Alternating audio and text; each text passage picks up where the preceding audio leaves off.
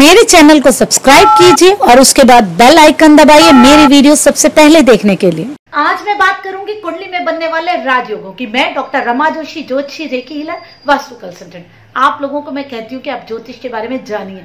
जब आप जानने लगेंगे तो आपको पता लगेगा ज्योतिष कितना इंटरेस्टिंग है, उसको समझ के कितना अच्छा लगता है जब हम अपनी कुंडली की विवेचना खुद करते हैं और हमें महसूस होता है कि हाँ, जीवन में तो हमें वही मिला है जो कि हम लेके आते हैं। तो उसे देख के बड़ा सुकून सा महसूस होता है। ऐसा लगता है कि जीवन में कुछ व्यवस्था कर रखी है उस ऊपर वाले ने, उस ईश्वर ने, जिसके हिसाब से, कर्मों के हिसाब से सबको फल मिलते हैं, जिसके हिसाब से हमें लगता है कि हम जो एक जीवन जी रहे हैं वो व्यवस्थित जीवन जी रहे हैं और बहुत ही आस्था हमारे मन में जागती है। तो मैं बात करती हूँ राजयोगों की। जब भी हम जन्म कुंडली दिखाने जाते हैं और हमें कोई ज्योतिषी कह दे कि आपकी कुंडली में राजयोग बन रहा है, फिर तो हमें मजा आ जाता है। ऐसा लगता है कि बस राजयोग का मतलब हमें कोई राज्य मिलने वाला है, हमें कोई सत्ता मिलने वाली है, हमें कोई सुख मिलने वाला है, हमें कोई सुकून मिलने वाला है। बिल्कुल, राजयोग जो है वो राज तो दिलाते हैं, बिल्कुल दिलाते हैं, लेकिन ऐसा नहीं है किसी राज्य का राज दिला रहे हैं या कोई सत्ता सुख आपको दिला रहे हैं। जीवन में आप कुछ पाते हैं, आप जीवन में कुछ पाते हैं, उन सब चीजों को ही बताता है राजयोग। हम कुंडली में राजयोगों के लिए केंद्र और त्रिकोण के ग्रहों को लेते हैं। जब त्रिकोण के ग्रह केंद्र के ग्रहों से संबंध बनाते हैं तो राजयोग बनता है। सबसे ज्यादा बढ़िया राजयोग नवम और दशम के संबंध से बनता है। अगर ये राजयोग नवम या दशम भाव में ही बन रहा हो तब तो बहुत बढ़िया है, उससे ज्यादा बढ़िया राजयोग हो ही नहीं सकता।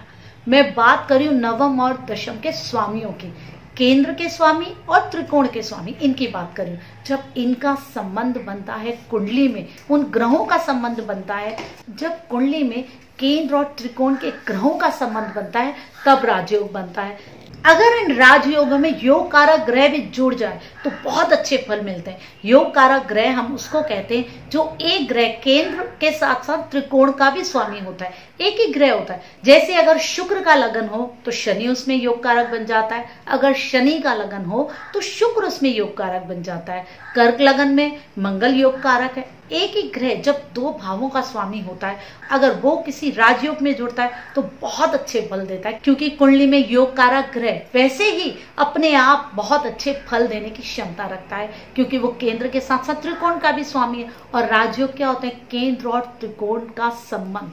और राजयोग क्या है? केंद्र और त्रिकोण के स्वामियों का या उनके भाव का संबंध होना। देखिए, ऐसा भी हो सकता है कि दोनों ग्रहों ने राशि परिवर्तन किया हो, जो केंद्र का ग्रह है वो त्रिकोण के भाव में जाके बैठ जाए और जो त्रिकोण का ग्रह है वो केंद्र में आके बैठ जाए।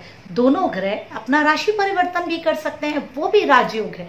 बहुत सारे तरीके से हम राजयोग को देख सकते हैं। दो ग्रह साथ में बैठ जाएं, दृष्टि से संबंध बना रहे हो, एक दूसरे के साथ उन्होंने राशि परिवर्तन कर लिया हो, ये भी राजयोग है। और हमें ये देखना भी बहुत जरूरी है कि वो राजयोग कहाँ बन रहा है, कौन से भाव में बन रहा है। वो जिस भाव में बन रहा होगा ना, उसी हिसाब से फल भी मिलेगा।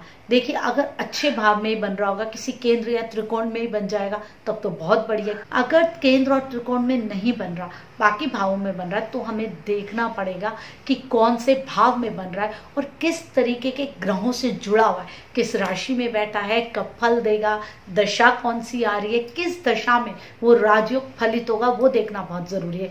कुंडली में बहुत सारे योग होते हैं, लेकिन हमें देखना होता है कि प्रॉपर दशा कब आ रही है। जब वो दशा आएगी उस ग्रह से जुड़ी हुई, तभी उस राजयोग का फल मिलेगा। अगर 3-4 ग्रह एक साथ ही बैठे हुए राजयोग भी बना रहे हैं, अब क्या है कि 3-4 ग्रह बैठे हैं तो उनमें से किसी ना किसी की दशा तो आती रहेगी। पूरे हम 9 ग्रह लेते हैं तो देखिए, इसका मतलब उस व्यक्ति को राजयोग का फल मिलता रहेगा, जल्दी मिलता रहेगा। जो भी दशा आ रही है क्या उन राजयोगों से जुड़ी हुई है, हमें देखना है, फिर उसके हिसाब से हमें उसके फलों को लेना होगा। देखिए, राजयोग अगर कुंडली में बन रहे हैं ना, तो हमें D1 के साथ साथ, मेन कुंडली के साथ साथ उसको नवांश में भी देखना बहुत जरूरी है। ऐसा भी होता है कभी कभी राजयोग बन रहे होते हैं, दिख रहे होते हैं, लेकिन जीवन में व्यक्ति को कुछ भी ऐसा नहीं मिलता, क्योंकि वो राजयोग सिर्फ दिखने के राजयोग होते हैं। जब हम नवांश को देखते हैं, ग्रहों की स्थिति देखते हैं, उनका बल देखते हैं, उसके बाद ही हमें पता चलता है कि आखिर में जीवन में उसे क्या मिलने वाला है, फाइनली उसे क्या मिलने वाला है। ये दिखने वाली स्टेज है, क्या यही चीजें आगे तक जाएंगी या फिर जीवन में सिर्फ दिख रहे हैं ये राजयोग, मिलेंगे नहीं, उसे कड़ी मेहनत करनी पड़ेगी। अगर आपकी कुंडली में राजयोग नहीं है या कोई योग नहीं मिल रहा तो उसका फल तो आपको नहीं मिलेगा, चाहे वो नवांश में बन भी रहा हो।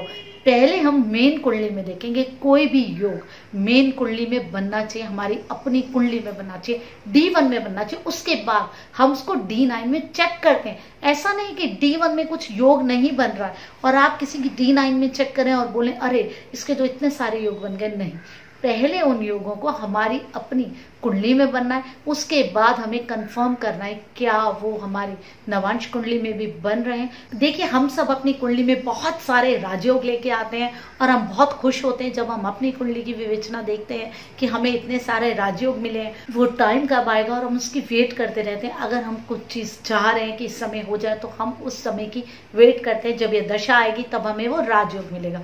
लेकिन उसके साथ हमें ये भी देखना है कि वो कौन से भाव में बन रहे हैं, किस राशि में बन रहे हैं और किन के साथ बैठे हैं। आज के लिए इतना ही। मैं फिर आप लोगों के साथ बहुत सारी ऐसी ही बातें लेकर के आऊंगी। मैं डॉक्टर रमा, नमस्कार।